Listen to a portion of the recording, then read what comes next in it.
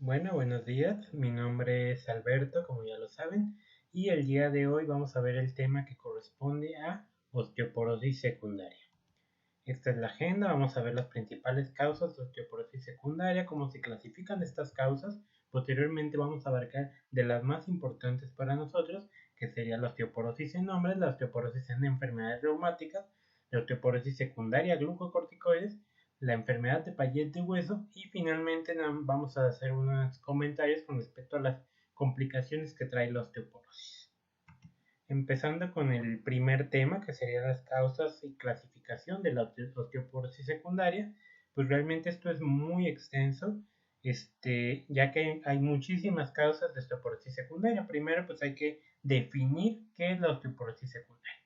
Pues ya a estas alturas de pues, la carrera, la profesión de medicina, ya todos sabemos de que cuando hablamos de que algo es primario es que no existe una causa identificable que pudiera ser tratada. Entonces, la osteoporosis primaria, como ya lo vimos en la clase de hoy, pues es un resultado de pérdidas involucionales asociadas con la edad y se da principalmente en mujeres postmenopáusicas. Sin embargo, no es exclusiva de este grupo, tiene que también, como veremos más adelante, cierto porcentaje de hombres pueden presentar osteoporosis idiopática o osteoporosis primaria.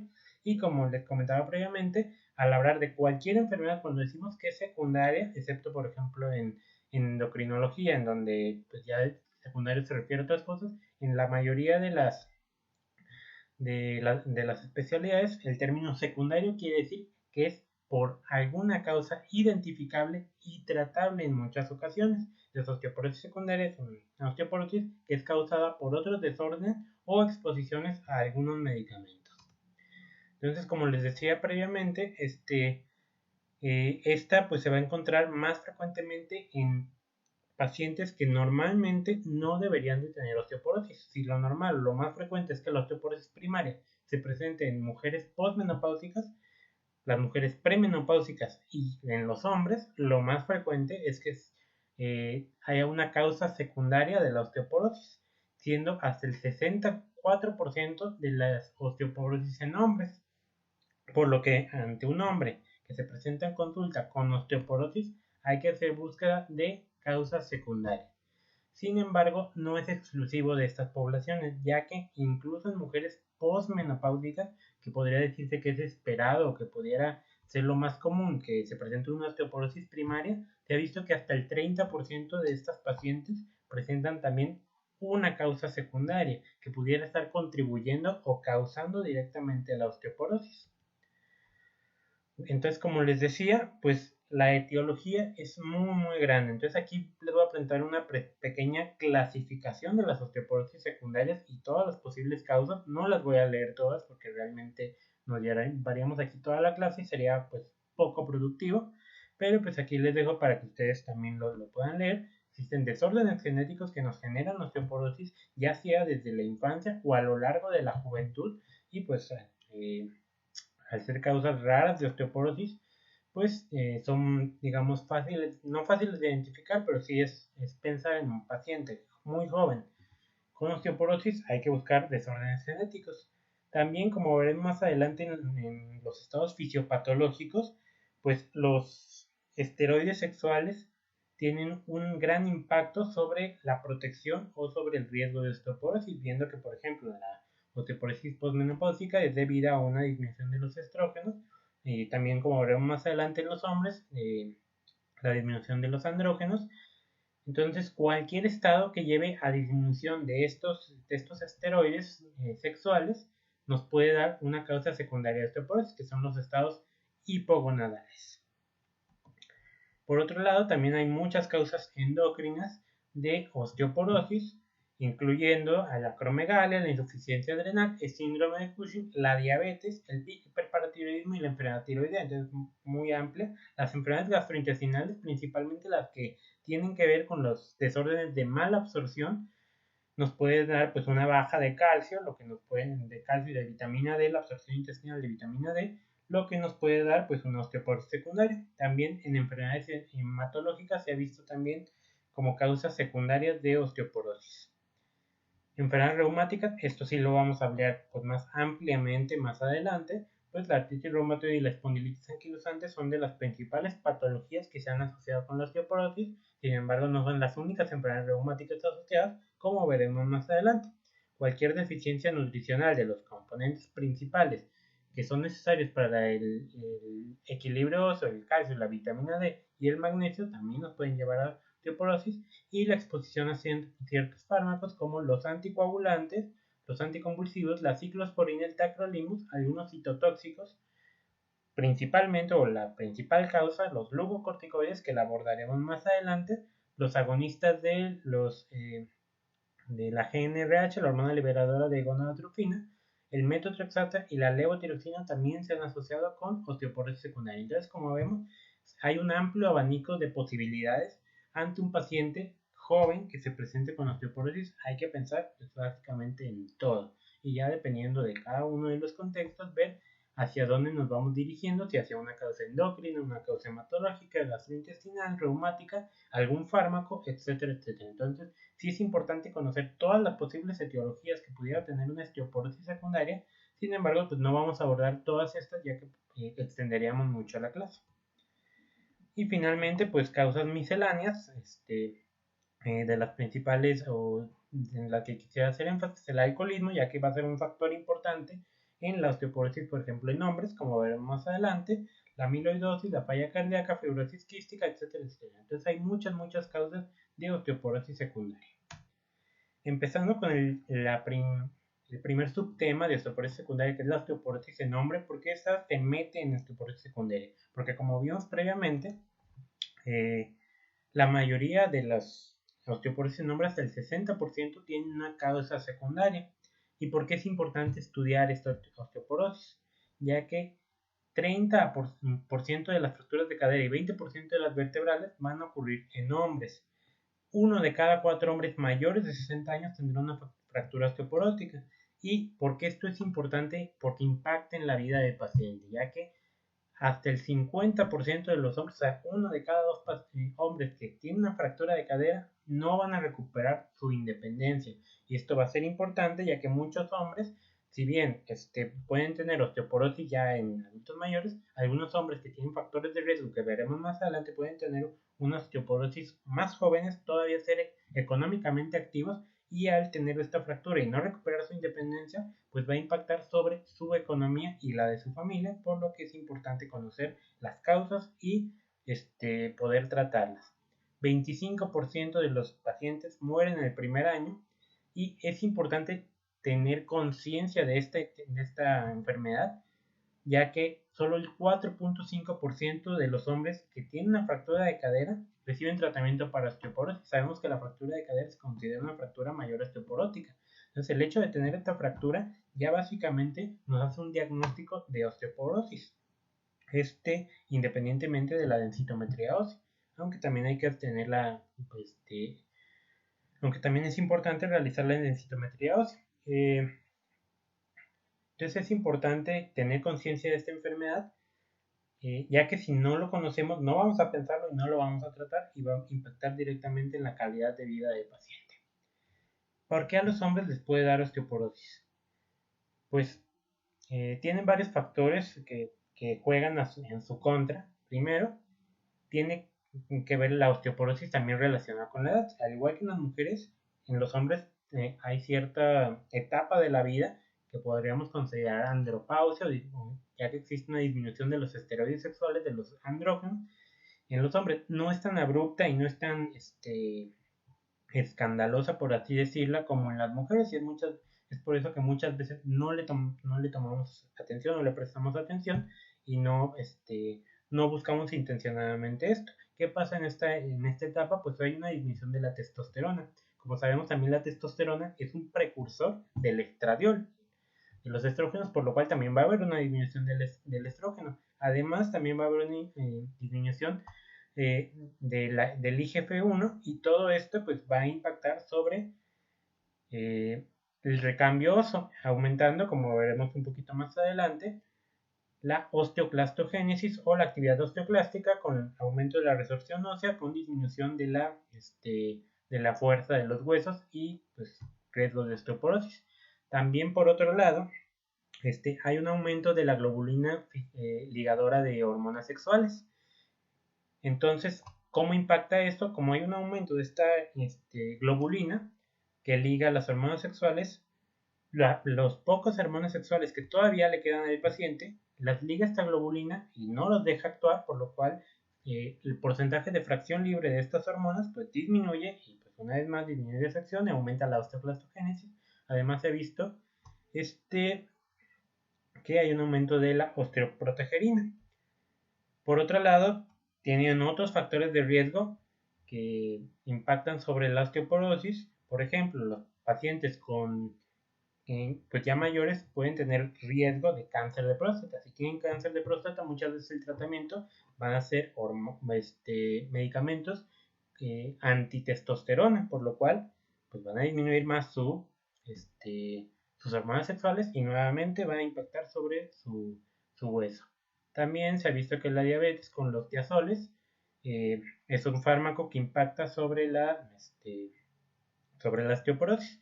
Y otros factores de riesgo, pues ya actualmente es básicamente igual, hombres y mujeres fuman, pero clásicamente con los hombres se relacionaba más el tabaquismo y el alcoholismo, por lo cual eran factores de riesgo importantes para el desarrollo de osteoporosis en hombres.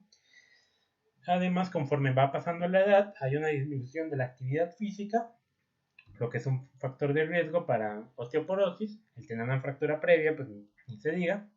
El uso de glucocorticoides muchas veces para muchas patologías, ya sea reumáticas o no reumáticas, va a impactar y va a dar la osteoporosis inducida por glucocorticoides, que veremos más adelante.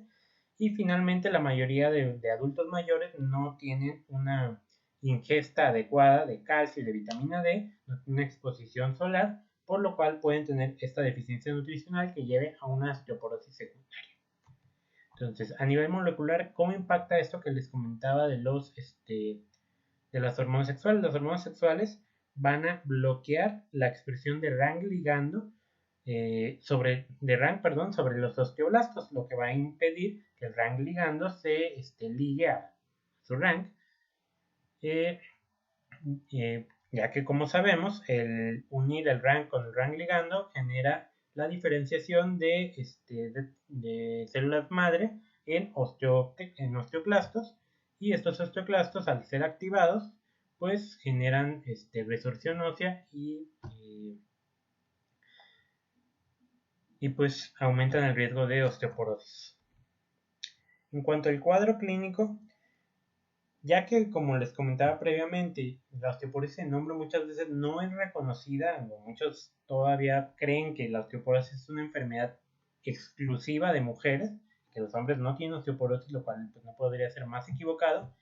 Pues muchas veces no conocen el método de tamizaje que veremos más adelante. Entonces, como no hay este tamizaje, no se realiza la densitometría ósea, pues no hay forma de diagnosticar o de pensar en la osteoporosis, y ya finalmente tiene una fractura, y ahí pues muchas veces ni siquiera lo piensan así, pero pues sí lo llegan a pensar más. Entonces, ¿qué datos clínicos nos pueden orientar a que mi paciente pudiera estar presentando osteoporosis? Pues puede ser un paciente que se presente con pérdida de altura. La consulta previa medía 1,75, ahora mide 1,73, 1,72. Entonces, ¿por qué está perdiendo altura? Bien podría ser por una fractura a nivel vertebral que le está causando una compresión, un aplastamiento y una disminución de la altura.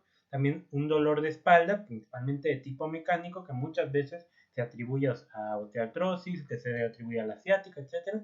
Muchas veces es causado también por microfracturas o disminución de la fuerza a nivel de las vértebras.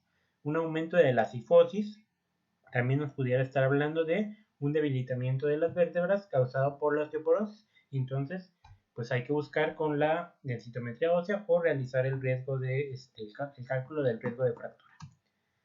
¿Qué estudios hay que pedir en un paciente que ya sea que se sospecha osteoporosis o que le diagnosticamos osteoporosis? Al ser un hombre, y les decía, un hombre no es una población clásica que tenga osteoporosis, pues hay que buscar causas secundarias de osteoporosis. Entonces hay que pedirle básicamente todo: calcio y fósforo sérico y urinario para ver que no tenga una hipercalciuria, que no tenga una hipocalcemia, fosfatasa alcalina para ver que no tenga enfermedad de Payet, proteínas totales, para ver que no tenga desnutrición, pruebas de función hepática, renal, adrenal, pituitaria y tiroideas para descartar causas endocrinas, testosterona, estrona y estradiol para descartar hipogonadismo. Los marcadores de recambio óseo realmente, pues su utilidad, pues, sí son útiles, pero al no ser ampliamente disponibles, pues podemos optar por algunos de los otros estudios mencionados previamente. También los niveles de vitamina D y PTH para ver si no existe un hiperparatiroidismo, ya sea primario o secundario, que nos pueda dar una osteoporosis secundaria. Y ya como último recurso, si no lo encontramos alguna causa y pues queremos ver realmente qué está pasando en el hueso, podemos realizar una biopsia ósea percutánea.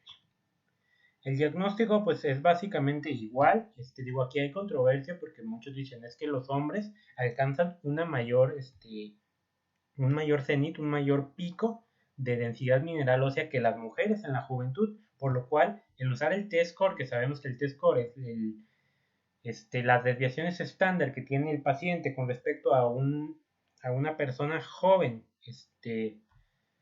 en la densidad mineral ósea, pues, pero normalmente esto se saca de mujeres, no hay realmente T-score dados de hombres, entonces el T-score se extrapola de una mujer joven a un hombre que le estamos haciendo la densitometría ósea, entonces muchas veces se dice que se sobreestima el T-score y dices, es que solo tiene un T-score de -1, en cuando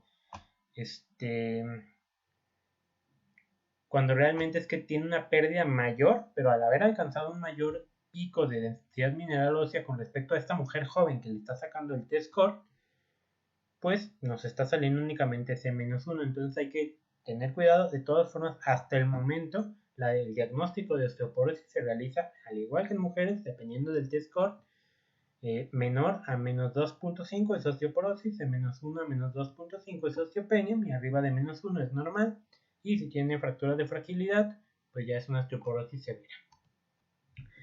En cuanto al tamizaje, la guía de endocrinólogos recomienda realizar tamizaje en hombres mayores de 70 años, al igual que en mujeres que veíamos previamente la edad en clase previa, pero también en hombres que sean menores de esta edad, pero que tengan factores de riesgo previamente mencionados: uso de glucocorticoides, hipogonadismo, hiperparatiroidismo, hipertiroidismo, EPOC, uso de análogos de GnRH, o que tengan otros factores u otras causas de osteoporosis secundaria, ya sea endocrinas, hematológicas, gastrointestinales.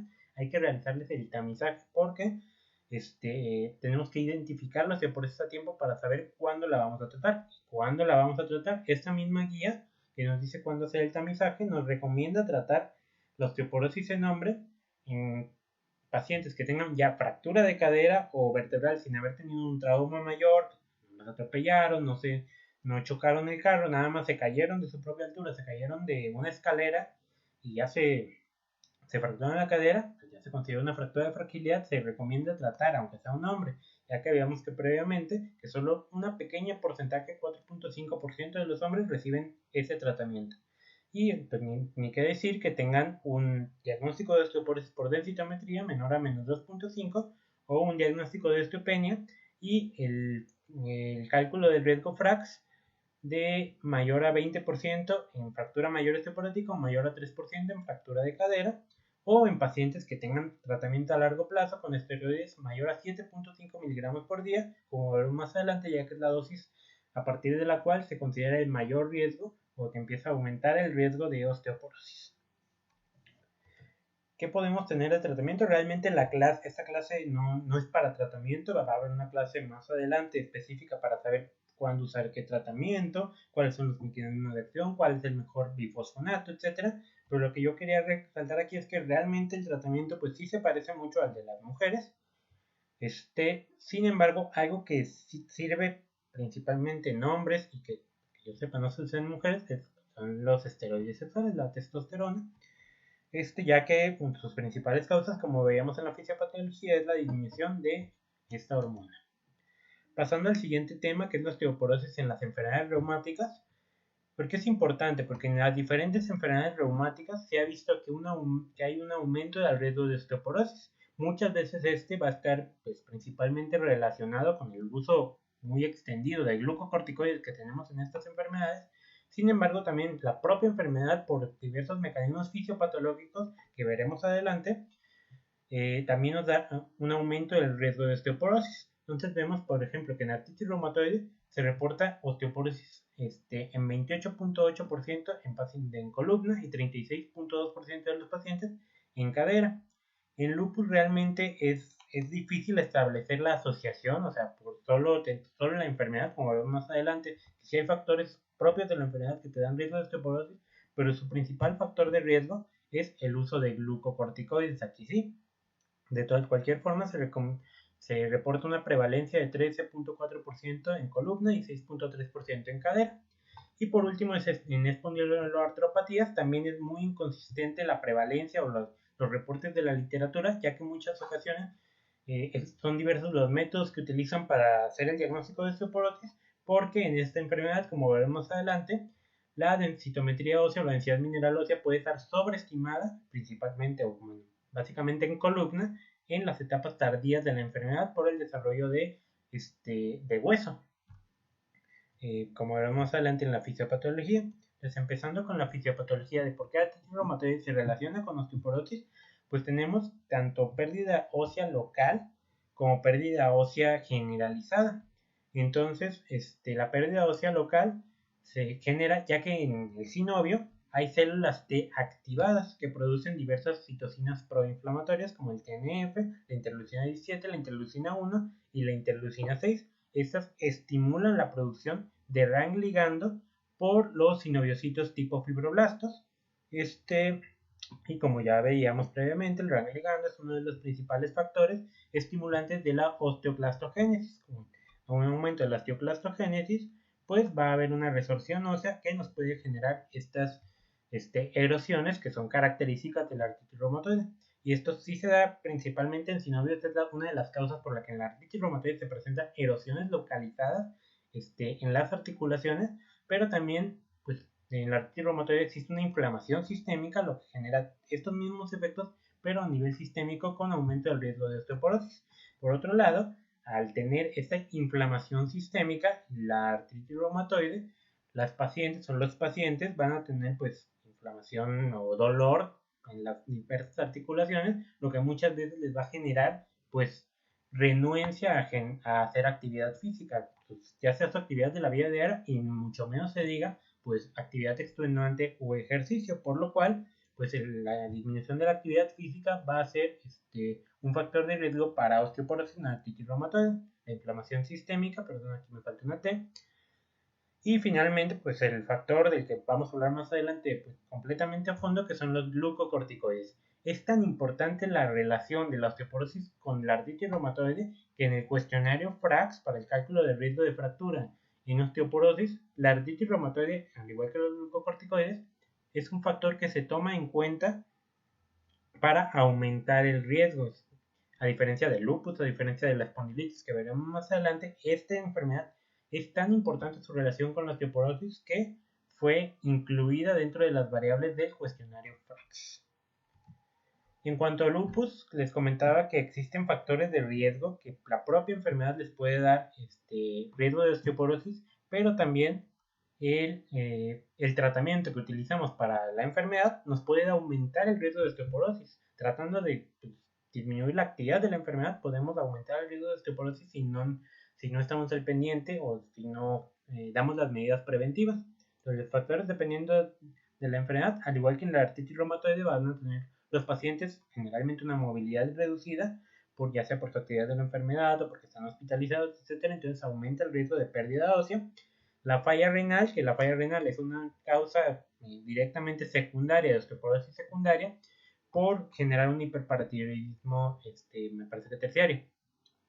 Algunos factores endocrinos, la amenorrea, la menopausia prematura, lo que disminuye los estrógenos, lo que aumenta el riesgo de osteoporosis aquí postmenopáusica, a pesar de que sí es menopausia prematura. En hombres, los niveles bajos de andrógenos que se han reportado en pacientes con lupus. También, esto lo pueden leer en el capítulo de lupus y aparato reproductivo, en donde se ha visto que hay un aumento de la incidencia, un aumento de la prolactina en pacientes con lupus con respecto a la población general. Entonces la hiperprolactinemia también es una causa secundaria de osteoporosis. Y finalmente, pues la inflamación sistémica, al igual que en la artritis reumatoide, pues genera la producción de citocinas resortivas o citocinas que aumentan la actividad de los osteoclastos con aumento del riesgo de osteoporosis. Y factores dependientes del tratamiento, pues como les comentaba, el principal asociado es los corticoides, los glucocorticoides, de los que hablaremos más adelante, y por lo cual cualquier paciente con lupus se tiene que hacer un tamizaje tanto de osteoporosis como dar las medidas preventivas con calcio y vitamina D. Otros medicamentos que utilizamos en el tratamiento también se han relacionado con osteoporosis, como la azatioprina, la ciclofosfamida, la ciclosporina, la anticoagulación crónica. Veíamos previamente con las causas de osteoporosis secundaria en fármacos, que es la anticoagulación tanto con heparina como con antagonistas de la vitamina K, se ha relacionado con osteoporosis. Entonces, en pacientes con lupus, ya sea con síndrome nefrótico que estamos anticoagulando o con síndrome antifosfolípido secundario, también es una causa de osteoporosis secundaria. Y aquí, pues, este es bastante obvio, pero muchas veces se pasa por alto. ¿Cuál es uno de los principales tratamientos no farmacológicos en pacientes con lupus? ¿O qué les decimos a los pacientes con lupus? No se exponga al sol. El sol es su peor enemigo. Aléjese del sol, póngase bloqueador todo el tiempo. Entonces, si el sol sabemos que en general es una de las principales fuentes de vitamina D en pacientes con lupus, que es su enemigo y que se tienen que alejar de ellos, de él, pues van a tener una disminución de la vitamina D, lo cual les puede generar una osteoporosis. Entonces aquí lo vemos esquemáticamente, en donde la inflamación sistémica con la producción de citocinas resortivas, algunos factores de riesgo clínico, factores de riesgo genética, el uso de algunos medicamentos, factores hormonales, factores metabólicos, y pues me llamó la atención porque decían que había algunos estudios chinos que habían relacionado el hecho de no tener, o sea, la ausencia del anti-SM con osteoporosis, aunque esto es un poquito como, creo que es solo un estudio el que lo ha relacionado, al igual que la presencia de anti-ROM. Pasando a las espondiloartropatías, estas presentan, digamos que dos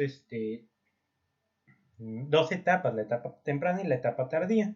En cuanto a la pérdida ósea, en la etapa temprana vemos que el predominio es de factores resortivos o factores que generan pérdida de hueso con aumento de la actividad de los osteoclastos, por lo cual hay una disminución del hueso trabecular.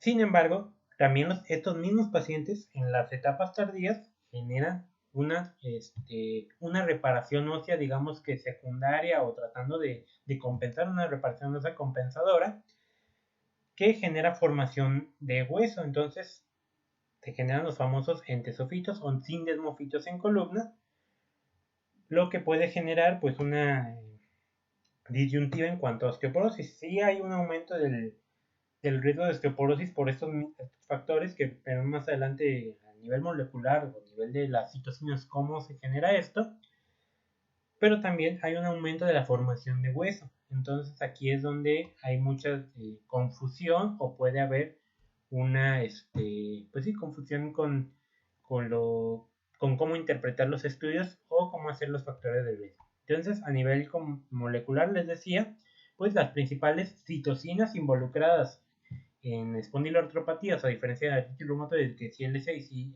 TNF y L1, en espondiloartropatías, ya lo veíamos en el módulo previo, interleucina 17, interleucina 23. Entonces, la interleucina 23 sabemos que promueve la diferenciación a células TH17 que secretan TH17 y también secretan RAN ligando, lo que ya desde un inicio nos genera la diferenciación en osteoclastos con aumento de la osteoclastogénesis. Y también la interleucina 17, en un efecto, digamos, paradójico, junto con la interleucina 22, genera una diferenciación y proliferación de las células mesenquimatosas que se conviertan en osteoblastos. Entonces, por eso es que generan esta formación de hueso, por así decirlo, paradójica o compensadora, que genera la formación de sindesmofitos, pero a su vez estos osteoblastos van a van a expresar el RAN, el RAN ligando que se va a unir al RAN en osteoclastos con aumento de la osteoclastogénesis. Entonces, aquí, ¿por qué es importante? ¿Cuál es el impacto clínico de esto en los pacientes con espondiloartropatías? Es en la densitometría ósea, en donde pues en la etapa temprana es igual que todos los pacientes o en toda la población general, en donde vemos un aumento de la osteoclastogénesis, una disminución de la densidad mineral ósea generalizada, por lo cual ahí pedimos una densitometría ósea y se interpreta al igual que en el resto de los pacientes. Sin embargo, en la etapa tardía va a existir una formación de sindesmofitos en la columna, por lo cual puede existir una sobreestimación de la densidad mineral ósea, ya que estos sindesmofitos, al ser hueso nuevo o ser hueso extra, a la hora de interpretar esta densitometría ósea, nos va a generar una T-score mayor de lo que realmente pues, tiene el paciente o de que no se va a traducir en su riesgo de fractura. Por lo cual, en la etapa tardía de espondiloartropatía, lo que se recomienda es no utilizar la densitometría ósea a nivel de columna, sino únicamente en cadera, ya que es la que es útil para predecir el riesgo de fractura, obviamente en cadera. En cuanto a otras enfermedades reumáticas y su asociación con osteoporosis, pues estas eran las que venían mencionadas en este artículo. La esclerosis sistémica, como veíamos, de hecho en la clase previa que di, de afección gastrointestinal en esclerosis sistémica, estos pacientes suelen tener malabsorción por sus diferentes afecciones gastrointestinales, además de que no comen bien, por lo cual suelen tener malnutrición o desnutrición, por lo cual tienen bajo peso, y sabemos que el bajo peso es un factor de riesgo para osteoporosis, al igual que la malabsorción y la desnutrición, porque va a haber deficiencias nutricionales que nos van a generar un mayor riesgo de osteoporosis secundaria. En cuanto a las vasculitis, pues de por sí la arteritis de células gigantes se va a dar en pacientes ancianos o pacientes mayores, pues la piedra angular de tratamiento de esta vasculitis sabemos que son los glucocorticoides, por lo cual pues va a ser mayor su riesgo. Y en cuanto a síndrome de Sjögren, realmente no se ha demostrado una asociación con osteoporosis y los estudios tienen resultados pues, tanto contradictorios como controversiales. Unos dicen que sí y otros dicen que no. Entonces ahí pues no hay tanto la asociación, es principalmente si se está usando, por ejemplo, glucocorticoides. Y ya hablando, pues digamos, de la osteoporosis más importante digamos, en reumatología por el amplio uso de glucocorticoides en nuestra especialidad, pues es esto, osteoporosis inducida por glucocorticoides. Esta es la causa secundaria de osteoporosis más común de todas. Entonces, esta se puede dar desde dosis tan bajas como 2.5 miligramos por día hasta pues, dosis tan altas como prednisona 1 miligramo por kilo, pulsos de metilprednisolona, etc. Y obviamente va a ser dosis dependiente, a mayor dosis mayor va a ser el riesgo.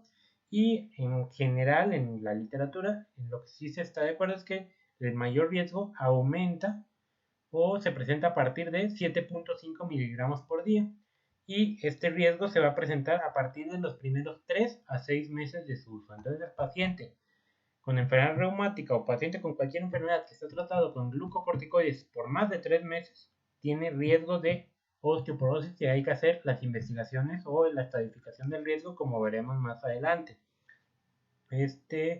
Por lo que, de hecho, en reumatología, pocas patologías van a tener un uso de glucocorticoides menor de 3 meses. A lo mejor artritis reumatoide si lo estamos utilizando en cursos cortos, pero en general, lupus, vasculitis, síndrome de Sjögren con afección ya sea neurológica o pulmonar, pues vamos a utilizar glucocorticoides por más de 3 meses, por lo cual hay que tener mucho cuidado y hacer la estadificación del riesgo. ¿Por qué se da este riesgo de osteoporosis?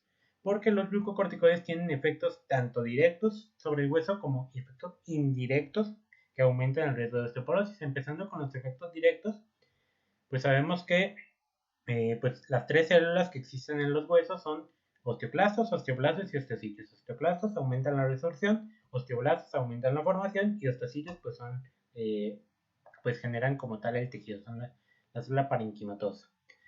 Entonces los glucocorticoides sobre osteoclastos, ¿qué hacen? Aumentan RANG ligando, que ya venimos viendo en toda la clase que el RANG ligando se relaciona con diferenciación en osteoclastos y la osteoclasto, la función de los osteoclastos. También aumentan el factor estimulante de colonias de monocitos, también lo que genera un aumento de la osteoclastogénesis y una disminución de su apoptosis, por lo cual hay un aumento de la resorción. Pero esto es al inicio de su uso y es en forma transitoria. El efecto realmente como fuerte a nivel del hueso o directo en hueso de los glucocorticoides es a nivel de la formación de hueso, que la van a disminuir por disminuir la señalización de la vía WNT, que sabemos que es una de las principales vías de formación de hueso, y la activación de la caspasa 3. Entonces, si activa la caspasa 3, el efecto que va a tener esto es el aumento de la apoptosis tanto de osteoblastos como de osteocitos. Entonces, al haber una disminución de los osteoblastos que forman hueso, hay una disminución de la formación de hueso. Y al haber una apoptosis de osteocitos, pues va a haber una debilidad o una destrucción de hueso. Entonces, por esto es que los glucocorticoides causan directamente osteoporosis. Pero, como les decía previamente, no es algo tan sencillo de osteoblastos y osteocitos, no. Los glucocorticoides tienen toda una red de efectos que van a impactar directamente, bueno, más bien indirectamente sobre la formación o sobre la resorción de huesos y van a aumentar el riesgo de osteoporosis. Primero sabemos que van a tener un efecto de retroalimentación negativa sobre el sistema neuroendocrino, lo que va a disminuir la excreción de algunas hormonas como esteroides sexuales, que ya veíamos previamente cuál es su impacto sobre la resorción ósea. Va a haber una disminución de la secreción de hormona del crecimiento y de IGF-1, de igual forma, impacto sobre la formación ósea. En cuanto al calcio o el metabolismo del calcio, lo que van a hacer los glucocorticoides va a ser básicamente disminuir el calcio por dos vías.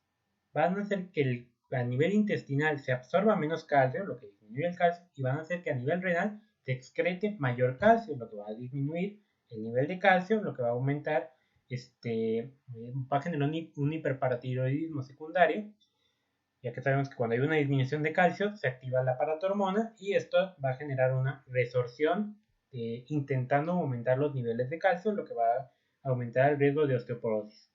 Y por otro lado, en cuanto a músculos, sabemos que uno de los efectos adversos de los glucocorticoides es la miopatía, lo que va a disminuir las fibrillas de músculo, va a dar debilidad muscular, lo que va a dar una disminución de la actividad física o una inmovilización, lo que va a aumentar el riesgo de osteoporosis. Y por otro lado, al tener esta debilidad muscular, puede aumentar el riesgo de caídas del paciente, lo que va a aumentar el riesgo de fractura. Entonces, todos estos efectos deleterios tienen los glucocorticoides directamente en el hueso e indirectamente en el riesgo de fractura y de osteoporosis. Entonces, ¿nos va a servir la densitometría ósea en pacientes que usan glucocorticoides? Sí, pero a la vez no. O sea, va a tener los mismos puntos de corte para el diagnóstico de osteoporosis que en el resto de la población general. Menos de menos 2.5 va a ser diagnóstico de osteoporosis. De un menos 1 a menos 2.5 osteopenia y mayor a menos 1 pues va a ser normal. Sin embargo, se ha visto que no es realmente la misma utilidad a la hora de predecir el riesgo, ya que se ha visto que en pacientes que tienen uso de glucocorticoides comparados con pacientes que no usan glucocorticoides, un mismo T-score van a tener mayor riesgo de fractura los pacientes que usan glucocorticoides, a pesar de muchas veces no tener un T-score en rangos de osteoporosis. Entonces, lo que dice es que disminuyen la sensibilidad. O sea, un paciente que toma glucocorticoides que tiene T-score de menos 4, obviamente pues tiene osteoporosis, tiene riesgo de fractura, hay que tratarlo. Pero un paciente que tiene, no sé, menos 2.2, 2.3, dice, no tiene osteoporosis, entonces no hay que tratarlo, no le quiero hacer el FRAX, ahí estamos en un error, porque pues puede tener mayor riesgo de fractura a pesar de no estar en un rango de osteoporosis. Y es por eso que hay que utilizar una evaluación del riesgo. Como veíamos en la imagen del FRAX, en artritis reumatoide, el FRAX sí toma en cuenta el uso de glucocorticoides como un factor de riesgo. Sin embargo, no especifica la dosis de glucocorticoides. Y entonces hay que hay que especificar la dosis de glucocorticoide, ya que, como veíamos previamente, este efecto sobre el riesgo de osteoporosis va a ser dosis dependiente. A mayor dosis va a ser mayor el riesgo. Entonces, este artículo y varios artículos que leí proponían este ajuste del riesgo FRAX a 10 años por el uso de glucocorticoides, y lo principal es que hay que aumentar el porcentaje a partir de 7.5. Menos de 7.5 no se realiza ajuste, e incluso menor de 2.5 podríamos disminuir el riesgo, ya que se veía que dosis menores de 2.5 no daban realmente el riesgo de fractura. Otra forma que se recomienda es multiplicar por 1.5 el resultado que nos dé del riesgo FRAX, o por 1.2 en el caso de fractura de cadera, me parece. Entonces, ya haciendo este ajuste del FRAX, hay que dividir a nuestros pacientes en si tienen un alto riesgo de fractura, un riesgo moderado de fractura o un bajo riesgo de fractura, y esto también es dependiendo de la edad, ya que sabemos que entre mayor edad, pues mayor el riesgo de fractura. En pacientes mayores de 40 años, si tienen diagnóstico de osteoporosis por densitometría o una fractura osteoporótica previa, tienen un alto riesgo de fractura. Y si tienen un FRAX mayor a 20% de fractura osteoporótica o mayor a 3% de fractura de cadera, pues alto riesgo de fractura. En moderado riesgo es principalmente por el riesgo FRAX de 10 a 19% de fractura osteoporótica y de 1 a 3% en fractura de cadera. Y en bajo riesgo, los que no cumplen pues ninguno de estos factores. Entonces, ya teniendo en cuenta qué riesgo tiene, todo paciente que usa glucocorticoides, esto me he sacado de la guía de tratamiento de osteoporosis inducida por glucocorticoides, digo, la diapositiva previa también era de esa misma guía, del ACR.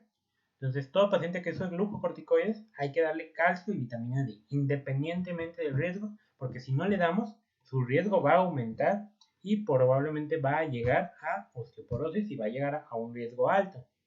Entonces, si tienen un bajo riesgo, no requiere mayor tratamiento, únicamente calcio y vitamina D. Si tienen un riesgo moderado o alto, hay que darle tratamiento para osteoporosis, que como les decía, no es el fin de la clase, hay que darle bifosfonatos, cual ya lo veremos en la clase de tratamiento de osteoporosis. Y pues ya para terminar casi, el tema de enfermedad de Payet del hueso.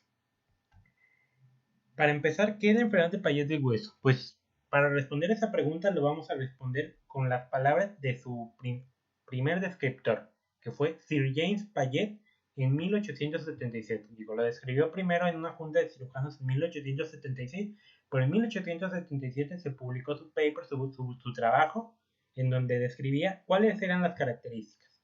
Entonces él decía, la enfermedad empieza en la mediana edad o después. Es muy lenta en su progreso. Puede continuar por muchos años sin influencia en la salud general y puede no dar otros problemas fuera de los debidos a los cambios en la forma, tamaño y dirección de los huesos enfermos. Los huesos se agrandan y suavizan, y aquellos que cargan peso ceden y se vuelven innaturalmente curviados y deformes.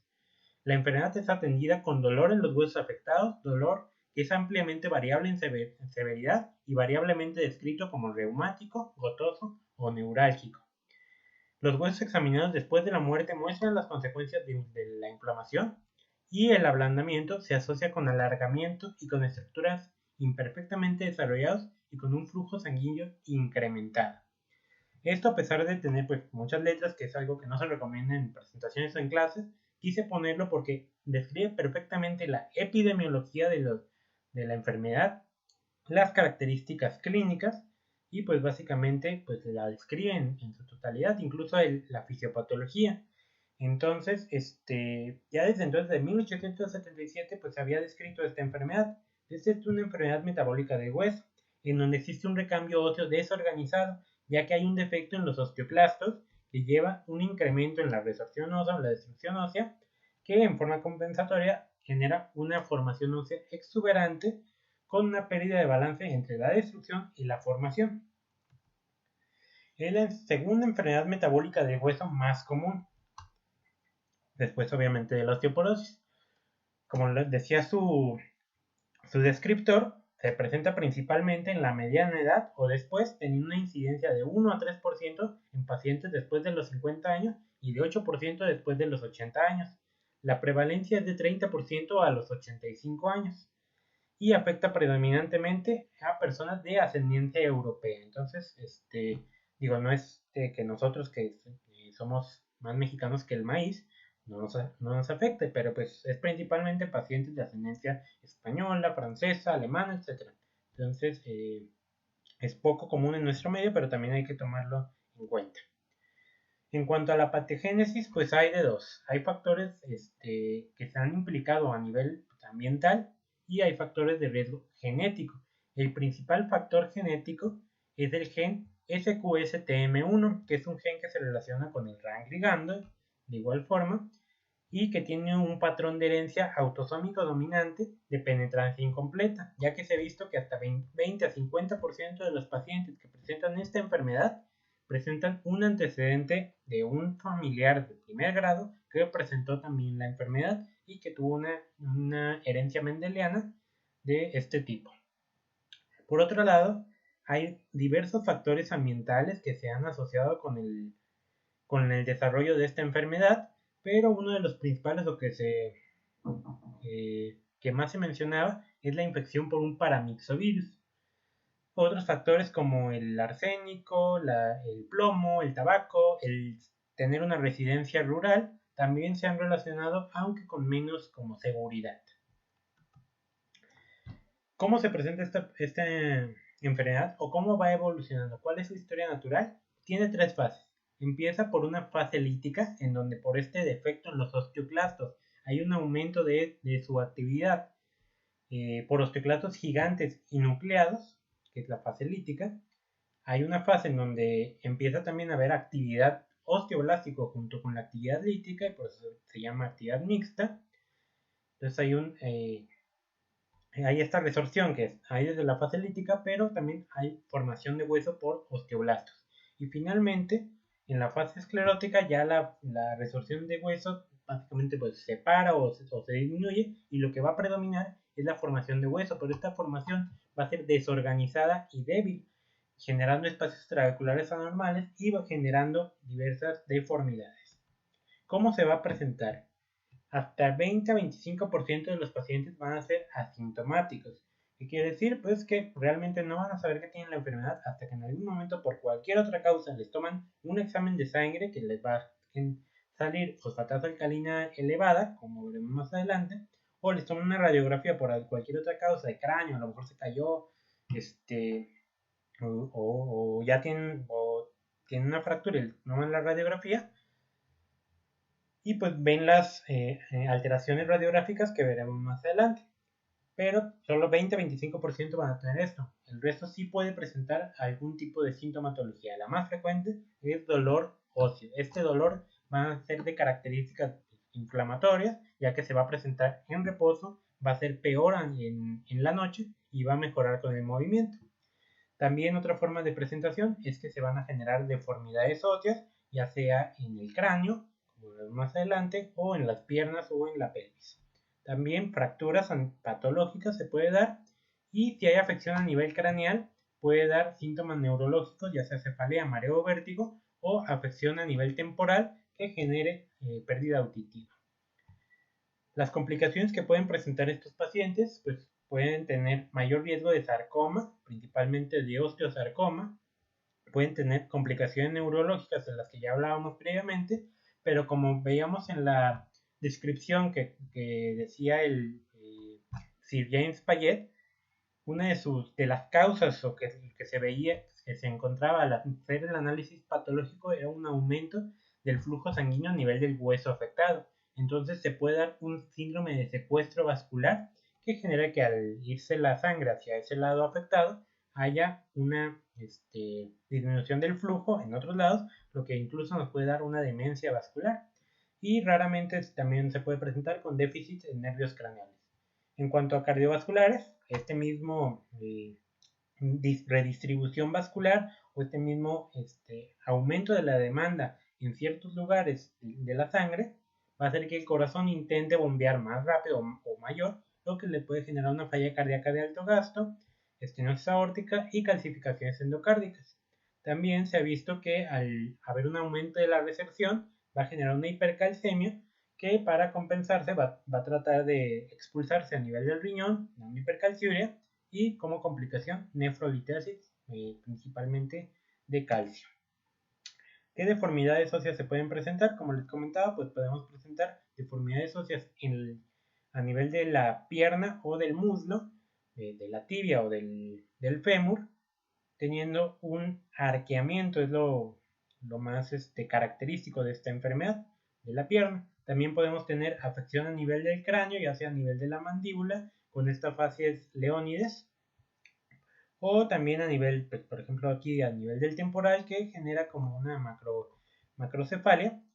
Y por ejemplo en este paciente, bueno, según el Hochberg, también tenía pues afección o secuestro vascular, lo que había generado una demencia. ¿Qué vamos a encontrar en los estudios de laboratorio? Pues la alteración que vamos a encontrar es la elevación de la fosfatasa alcalina. Sin embargo, una fosfatasa alcalina normal no nos va a descartar la enfermedad, pero sí es un gran apoyo diagnóstico. Pero una vez que encontramos una elevación de fosfatasa alcalina, pues hay que hacer diagnóstico diferencial, hay que pedir pruebas de función renal, niveles de calcio, albúmina, niveles de vitamina D y pruebas de función hepática para ver que esta elevación de fosfatasa alcalina no sea de origen hepático.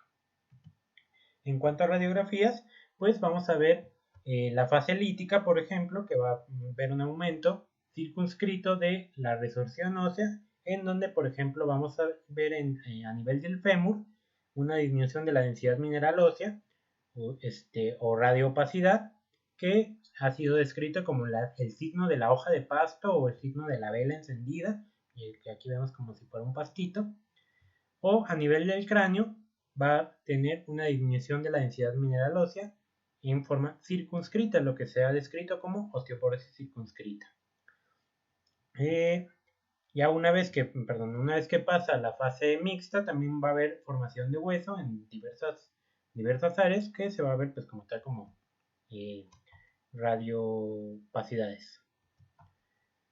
Es importante solicitar un escaneo óseo, ya que nos va a decir la extensión de la enfermedad, ya que esta enfermedad puede ser monostótica, como en este caso que es únicamente afectada a la pelvis, o de un solo hueso, o puede ser poliostótica, que puede estar afectado no sé, el cráneo, el fémur, la pelvis, etc. Entonces es importante realizarlo para ver en qué lugares está afectado. ¿Cómo funciona el escaneo óseo? Pues va a utilizar tecnesio 99, que se va a acumular, ya que es un difosfonato, en lugares de actividad osteoblástica. Entonces, donde está habiendo actividad osteoblástica, ahí se va a acumular el tecnesio 99. Pero, como veíamos previamente en las diversas fases de la enfermedad, veíamos que donde hay actividad osteoblástica es a partir de la fase mixta y fase esclerótica, actividad osteoblástica, pero en la fase lítica lo que va a predominar es la actividad osteoclástica. Entonces, puedes subestimar la enfermedad en la fase lítica. Entonces, un escaneo óseo, digamos, normal tampoco nos va a descartar la enfermedad. Una vez que hacemos el diagnóstico, por ejemplo, en pacientes que están asintomáticos, les encontramos fosfatasa alcalina elevada y tomamos una radiografía y vemos las alteraciones previamente descritas, pues podemos hacer diagnóstico de enfermedad de Payet. Hay que darle tratamiento, pues estas son las indicaciones para dar tratamiento de la enfermedad: el tener dolor óseo, el tener hipercalcemia, fracturas, insuficiencia cardíaca de gasto elevado, la afección craneal, deterioro neurológico, la enfermedad a nivel periarticular, y si simplemente queremos prevenir que progrese la enfermedad, hay que dar tratamiento. ¿Cuáles son las opciones de tratamiento? Los bifosfonatos, la calcitonina, el denosumab y la cirugía ortopédica. Bueno, y ya para terminar, así como comentario, ¿cuáles son las complicaciones de la osteoporosis? Bueno, creo que esto es más que obvio, que pues la osteoporosis genera un gran impacto sobre el paciente, ya sea osteoporosis primaria o osteoporosis secundaria, ya que cualquiera de estas posibles complicaciones que se enumeran en esta diapositiva nos pueden generar un impacto sobre la vida del paciente. Una fractura por fragilidad, ya veíamos previamente que hasta el 50% de los hombres, no decir mujeres, que presentan una fractura a nivel de la cadera, no recuperan se quedan con incapacidad.